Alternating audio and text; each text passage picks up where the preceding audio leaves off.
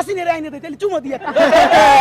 খুনি লীগের, জঙ্গি লীগের জন্ম ভারতে, তাদের মৃত্যু ভারতে হবে। এখন তাদের নতুন নেতৃত্ব আনতে চায় সজীব ওয়াজেদ জয় দিল আমেরিকায় বৈশা।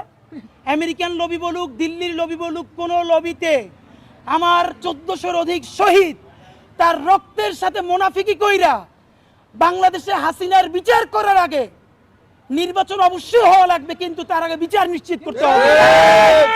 বা এখন আবার কিছু বুদ্ধিজীবী দাঁড়াইছে, তোমরা গালি দাও, দিবি কি তাহলে চুমা, হাসিনের আইনে দেয়, তাহলে চুমা দিয়ে। বদমাইশ কোথাকার। এই যে আমাদের মুখের ভাষা খারাপ হইছে, হইছে কেমনে?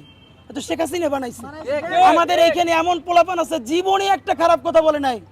জুলাইয়ের গণহত্যায় রক্ত দেখা, মস্তিষ্ক উইরা যাওয়া দেখা এমন কোন জঘন্য ভাষা নাই সে শেখ হাসিনার ব্যাপারে প্রয়োগ করে নাই। কারণ গণহত্যাকারীর বিপরীতে মাজলুমের গালি হইল তার মহাকাব্য। এখনো শহীদ পরিবারের 35 লক্ষ টাকা ঋণ, সেই ঋণের জন্য আমরা দাঁড়ে দাঁড়ে খয়রাত করি। তার স্ত্রী আমাদেরকে ফোন দিয়ে কাঁদে যে কবরে সেই বেচারা মাইন্না খায়, এই ভয়ে সে কাঁদে।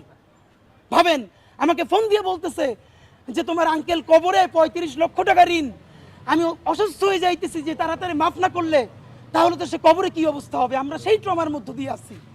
আমরা আপনাদেরকে ওয়াদা দিতে চাই, আল্লাহর কাছে শক্তি চাই, এই দুনিয়ার সমস্ত লেখে দিলেও যেন আমরা এই শহীদদেরকে এই জাহান্নামে গণহত্যাকারীদের হাতে ছাইরে আমরা কোনোদিন না পালাই।